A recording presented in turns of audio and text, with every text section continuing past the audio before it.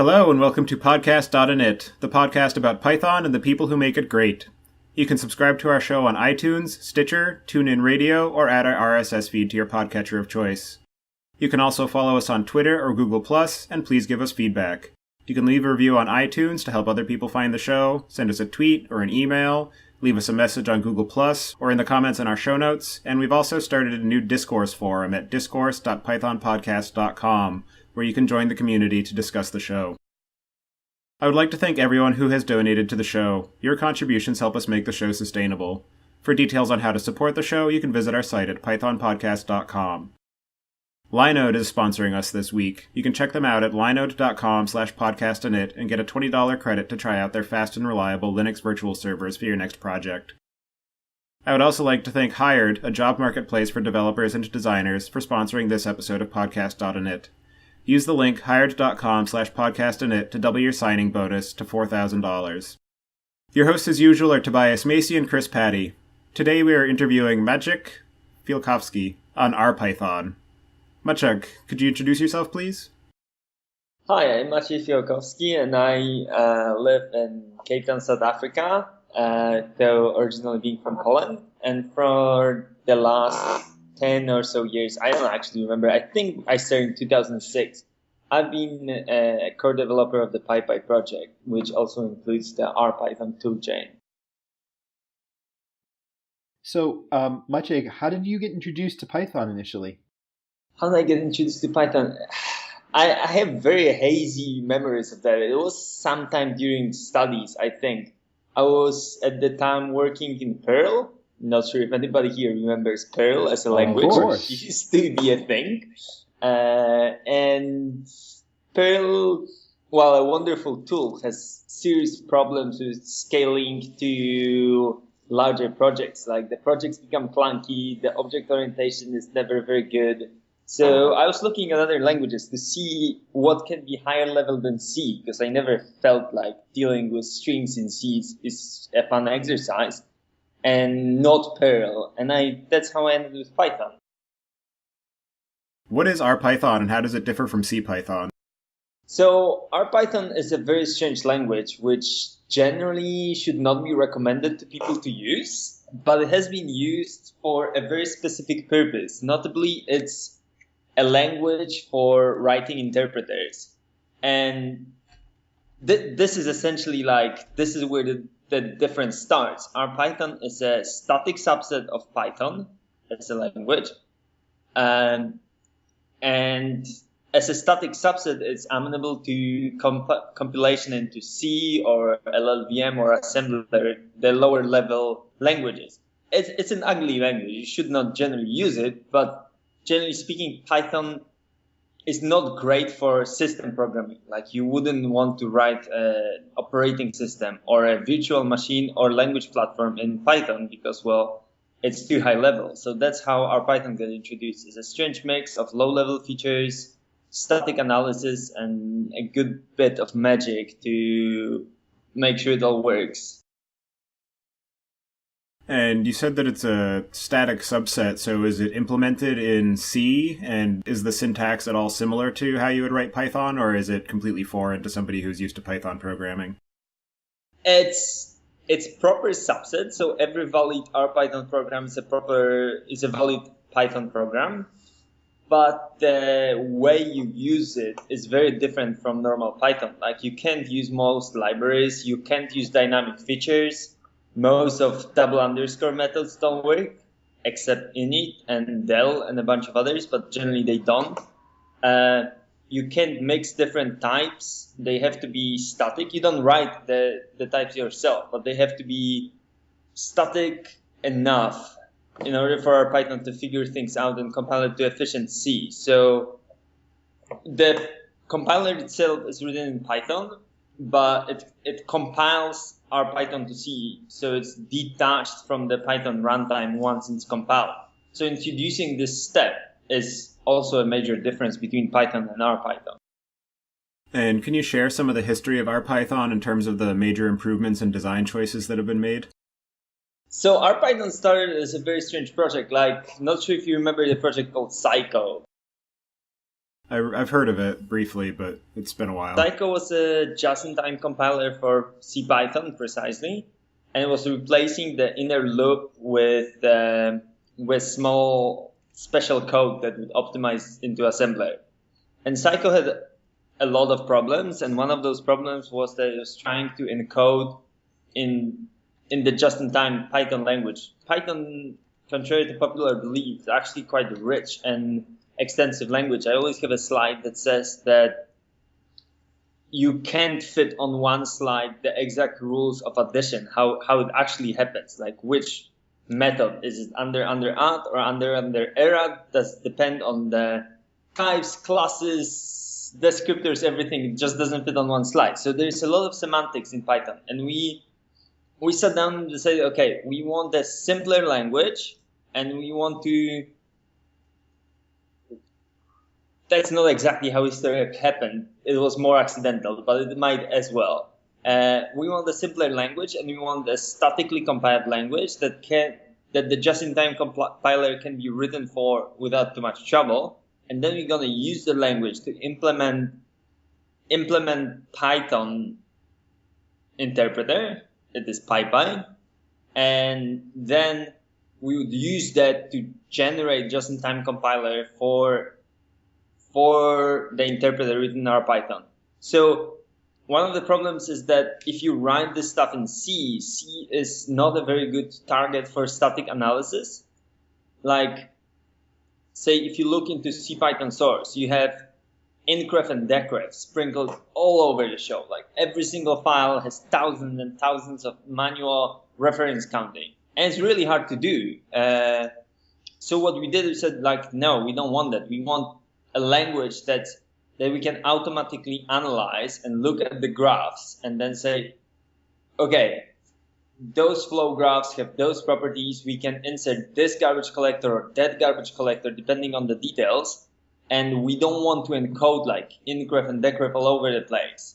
This is how RPython got created, as needing a slightly higher level language than C, but lower level than Python. And at the time, there was nothing really comparable. I remember it's over 10 years old, so it's before things like Go and Rust were even introduced. And in the documentation, it says that RPython is able to generate a just-in-time compiler for dynamic languages. Can you explain why that is significant and some of the ways that it does that?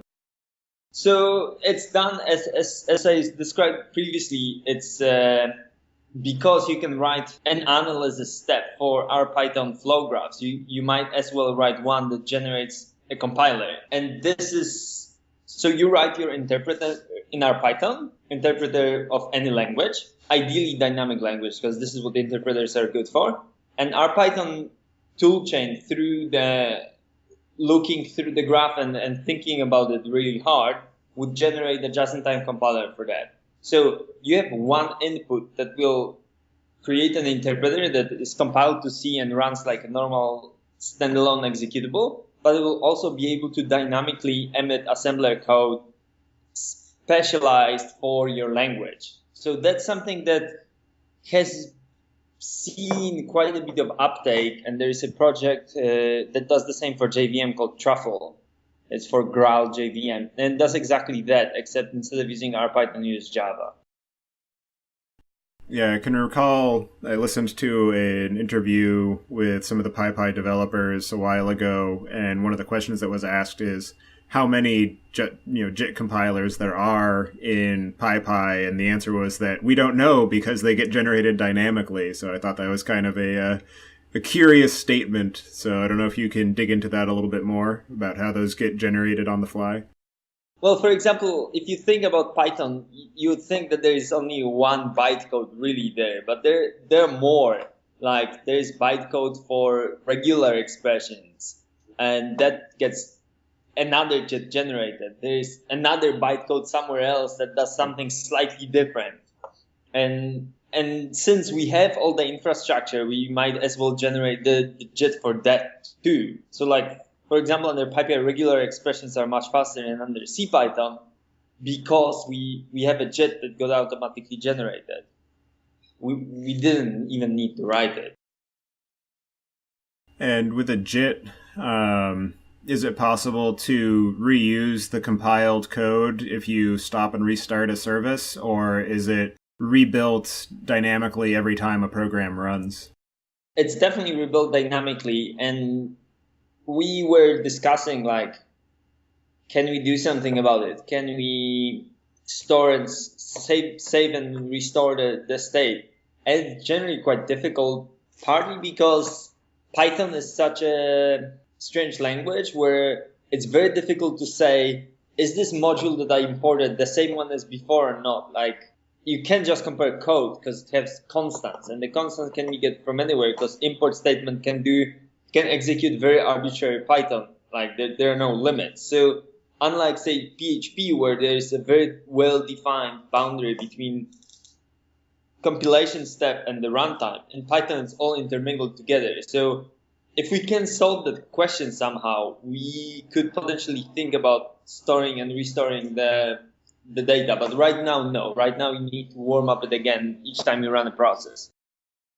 And so the most well-known use of RPython is the PyPy interpreter. Can you share some of the other languages that have been ported to the RPython runtime and how their performance has been improved or altered in the process? So there has been a lot of experiments. I don't think any of those has seen much actual adoption. But there has been RPyVM, which is a virtual machine for PHP.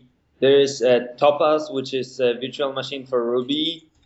And there has been numerous scheme interpreters and tons of other things that they generally show that improvements are possible and you get them for relatively cheaply. There's definitely one about Racket. It's called PyCat. PyCat, I don't know. And that one is undertaking some serious development. And you can see how, like, what the other thing you can see from that is how difficult it is for a new interpreter to make its way into the community.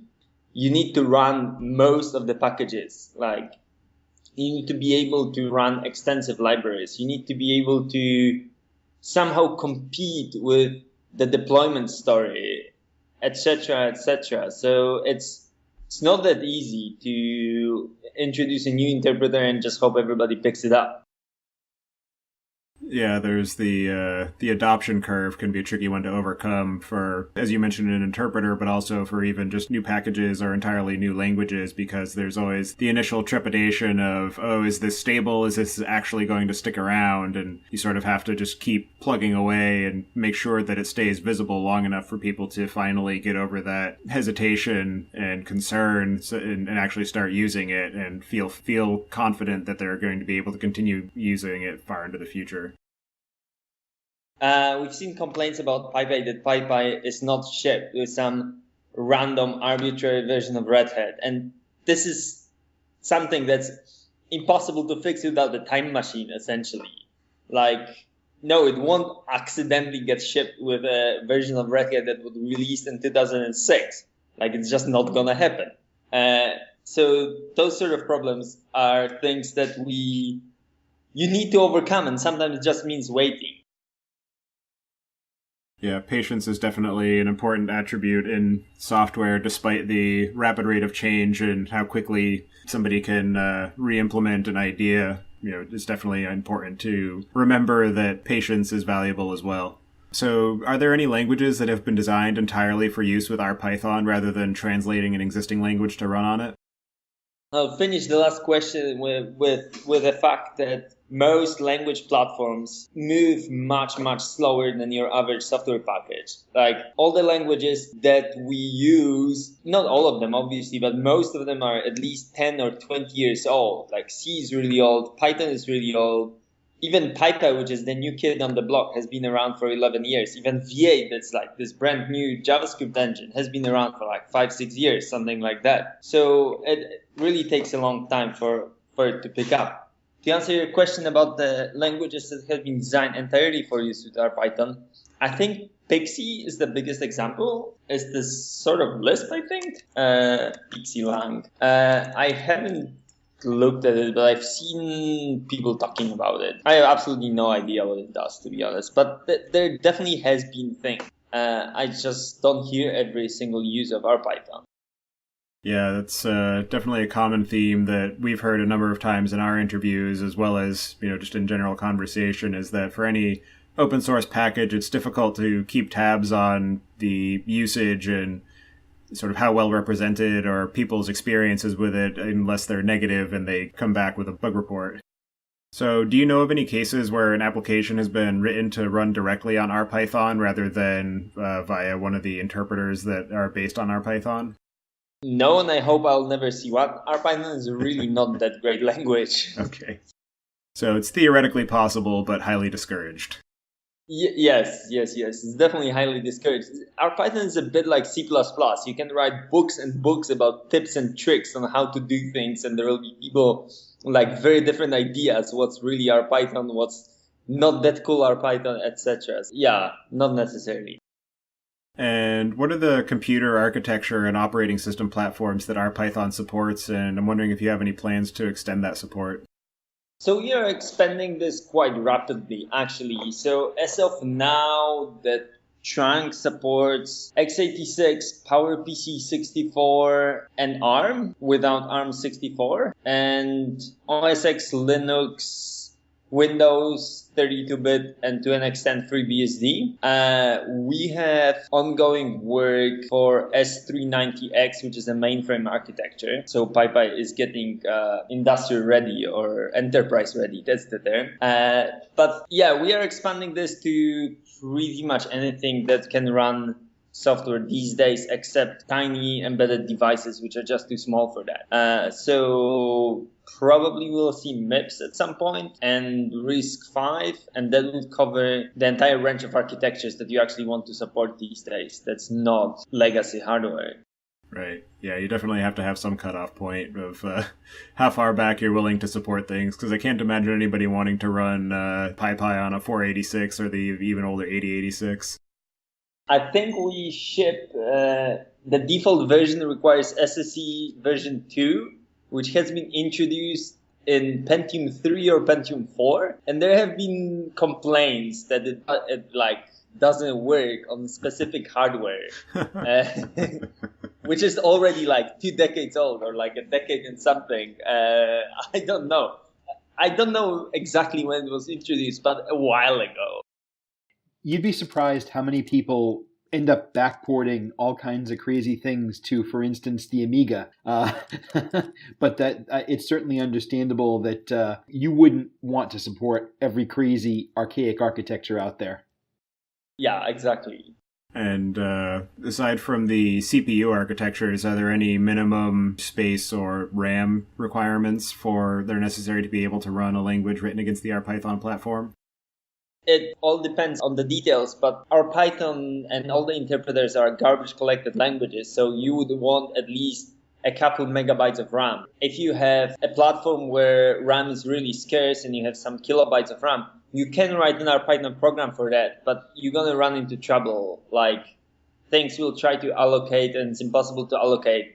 You wouldn't write a program that has to run in fixed amount of small memory. That's exactly what C is for. Mm-hmm. So is Python similar in concept to other efforts like Parrot in the Perl world? No, Parrot tried to do what JVM does, which is provide a common platform, common virtual machine that speaks one language, and then everybody would just compile to this high-level platform and be happy. And this doesn't seem to be working very well. The same goes with JavaScript these days. You can compile any language you want to JavaScript, but you either have to choose your language has to be like JavaScript. I don't mean syntax, because you can change that, but semantically, either has to be like JavaScript or will it be very, very slow. So you have this semantics mismatch that makes it very difficult to compile certain things to a different high-level virtual machine. And this is what Parrot tried to do, and this is where it failed, because it turns out it's impossible to find a reasonable common subset, because everybody is different. If you write stuff in RPython, you can write anything. We've seen people writing an ARM emulator in RPython, for example, and it was pretty decent. It wasn't as fast as the fastest ARM emulators out there, but it was much less effort. The fastest ARM emulators these days have use jitting technique to achieve like reasonable performance on x86, by the way. But it was faster than any sort of interpreted ARM emulator out there. So people have done very, very different stuff. And it's very difficult to think how would you write an ARM emulator that compiles to JVM and is actually fast. Yeah, with the recent advent of WebAssembly, that whole idea is sort of getting revisited in a slightly different light. And then also, in a slightly different context, LLVM can be sort of thought of as a common compilation target as well. Well, LLVM is yet another something completely different. LLVM can be thought of as portable assembler. And it's definitely a notable goal. Like, you want the portable assembler. It's great because having 7 different backends that emit things that are mostly similar but slightly different and definitely not compatible is annoying. So LLVM is, but that's about it. LLVM won't give you more tools. Like, it won't come with a garbage collector. It won't come with a just-in-time generator and stuff like this. So this is an entirely different project. It serves its niche, and the idea is that you can compile anything to LLVM, which is this low-level assembler, but only one and not n. While RPython is, you use RPython to write stuff. You don't want to use LLVM to write anything. Like in LLVM bitcode, you would probably write in C++ or C. For anybody who's actually interested in using RPython for their own work, what would be your recommendation for getting started? There's documentation. There's a collection of blog posts about how to write your own interpreter. Just googling around should give you enough documentation to get started. It's a good middle ground, as in you probably won't get as much performance as writing a very custom cut assembler generator like LuaJIT, but also will be massively better than your first interpreter written in C.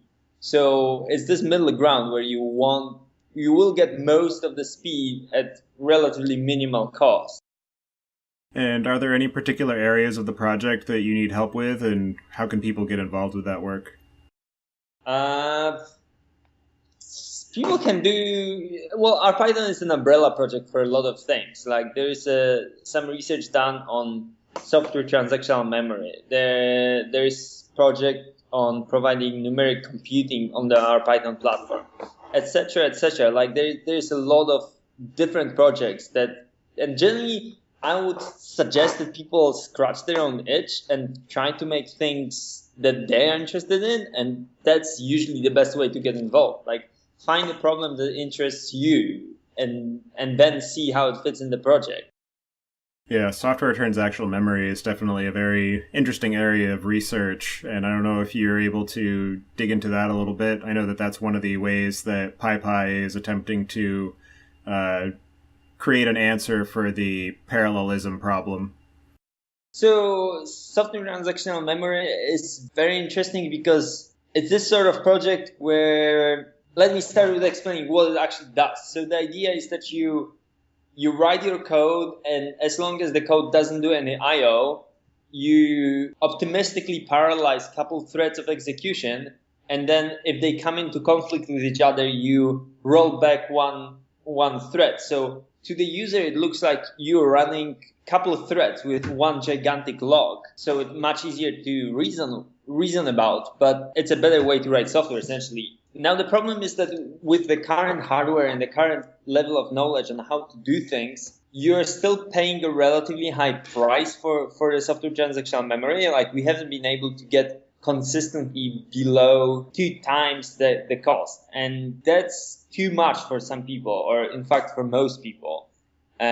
So it's a kind of strange project where if you can't get the single thread performance within certain range of things running without the software transactional memory, you have this really interesting research project that doesn't do anything useful. If you can get it within, say, 20% of the cost of single-threaded, you now get parallelism for free, and that's a new model to think about software, and this is completely revolutionary. And there's middle ground somewhere in between, and the middle ground depends a lot on, I would say, engineering, but there's a lot of science involved in how do you actually want to do it. Can we get some support from hardware? There has been definitely attempts to do that from Intel with introduction of hardware transition memory, but it comes with its own set of problems. So how do we do that is a very open and interesting question. And if somebody solves it, it will be a new way how we think about parallel software, I think. Yeah, I'm definitely intrigued to see how that ends up turning out, because if we could get cheap and easy parallelism in Python, I think that would assuage a lot of concerns that people have about the future viability of Python in the face of some of the new generation of languages. Yes, I mean, STM gives you something more than just multiple threads being able to run at the same time, because people have multiple threads in C, and as far as I know, everybody tries to avoid this like fire unless they absolutely have to, because it's a major nightmare to deal with, and to debug problems, you can write the reasonable test to check if there are no race conditions, for example. So that's why STM is so interesting, not just because it gives you multiple threading, but it also gives you a better way to think about software. So are there any questions that we didn't ask that you think we should have, or anything else that you want to talk about before we move to the picks?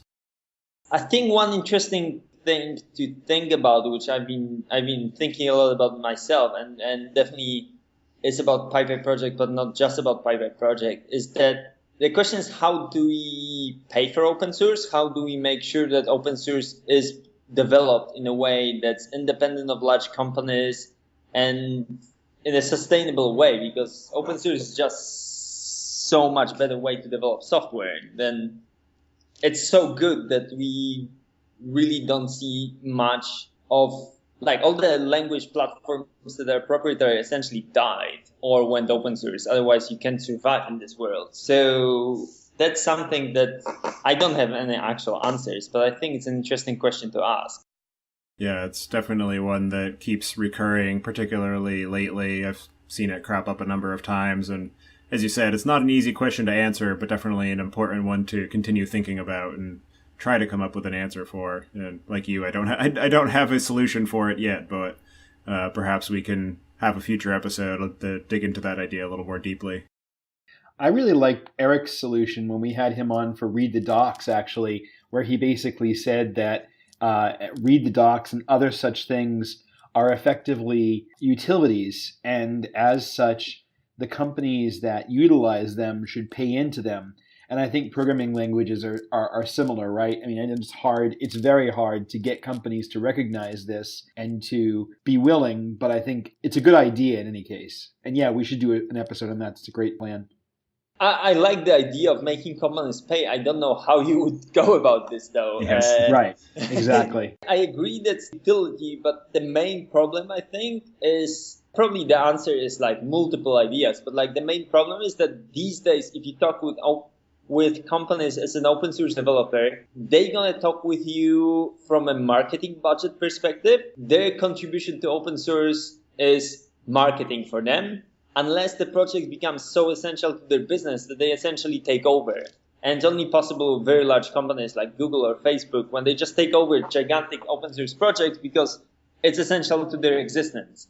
But we want them to look at this as investment for the future, like something that's engineering effort, not a marketing effort. That's a major shift in view that we are missing here. Because they don't consider open source engineering. They just consider it something that exists there and you can throw a few dollars and make it a good marketing tool. I'm sure we could spend all day debating the relative merits of various plans, and it's definitely an important conversation to have, but I don't think we'll come to a conclusive answer. So with that, I will go ahead and move us into the picks. My first pick today is going to be the PyCoders 2015 recap. They went back through the past year of their weekly newsletters and pulled out all of the most common projects and articles, and it's just a really good resource to get a high-level view of the different things that happened in the community over the past year. So a lot of good information, good utilities. Highly recommend checking it out. My next pick is going to be a 3-in-1. So I recently picked up an Xbox One for the family, and I got it with the Kinect sensor, and I also picked up the game Shape Up, which is it uses the Kinect for its play, and it's a gamification of different exercise routines.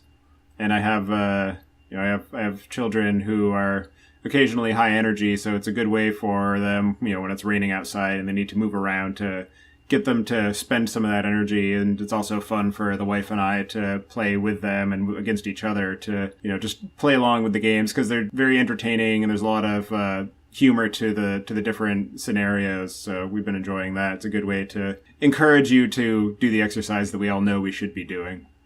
And for my last pick, I'm going to choose the movie Selfless. It's an interesting sci-fi movie that came out recently, and the basic premise is that there's a, very rich individual. He's dying of cancer, but he is approached with the possibility of transplanting his consciousness into another body. And he's initially told that the body is grown in a vat, genetically engineered, and so there's no, loss of human life or effect to any other people. And at the risk of ruining the story, I will stop there, but definitely worth a watch. And with that, I'll pass it to you, Chris. Cool beans. So my first pick is a Tumblr. Now, I know a lot of people think Tumblrs are basically just memes and other, frivolous crud, but that's absolutely not the case. This is the NPR's science Tumblr, but it's really interesting, very visual, very cool. It's great stuff. You should check it out. My next pick is a card game in the category of card games that are really, really simple, that you can sort of teach to people in a matter of a couple of minutes. The rules can be described in a single sentence, but there's actually a fair bit of depth and strategy there. Which I really prize that kind of thing, because my wife won't play anything else. So I was really happy to find this. It's called Category 6. That was the version that I played. It's known by many other names. The original name was called 6 Nimit. It's really neat. It's basically you have to place cards in a column, and you're trying not to place the sixth card, and each card has to be numerically greater than the last. It's just a lot of fun. My last pick is a CD or a recording. I've had this CD probably since shortly after I first got my CD player in like 1988 or so. So it's old, but it's really good. I'm one of those people who sometimes likes to fall asleep or work to environmental noises, the sound of rain falling, the sound of a thunderstorm, the sound of a meadow, and the various sort of electronic generated approximations thereof. Just don't do it for me, because I have really good hearing and I know what these things actually sound like, and the fake versions just sound horrible and wrong to me. And this CD is some really amazing recordings of the outdoors. It's called Environments, and I really love it and haven't found anything better than it to this day. Actually, I'd love it if anybody has other recordings of this kind of thing that they like that are more recent. And that's it for me for picks. Maciej, what do you have for us? I was presented with the list of picks a bit on the fly, but I'll go ahead and try with PyCon South Africa. I would helpingly invite people to come over to the beautiful city of Cape Town. It's rough. I don't think dates are set yet, but it's usually October. So that's when places like East Coast or Europe get really grey and just not fun to stay at. While Cape Town has a beginning of summer. We get like over 300 days of sun each year, and just a lovely place. And that's it from me. All right. Well, thank you very much for taking the time out of your day to join us. And for anybody who wants to keep track of what you're up to and follow what you're doing and what's going on with the RPython project, what would be the best way for them to do that? Well, we are usually very active on IRC, so just find us on the Freenode, and that's the way to get hold of most of us. If not, then the mailing list is the main place. We also run a consulting company around PyPy called baroquesoftware.com, and we do various extensions and improvements to both PyPy and RPython if your boss finds it interesting. Great. Well, thank you again, and I hope you enjoy the rest of your day. I'm sure everybody will enjoy learning some more about RPython and how it relates to PyPy. Thank you and have a nice day.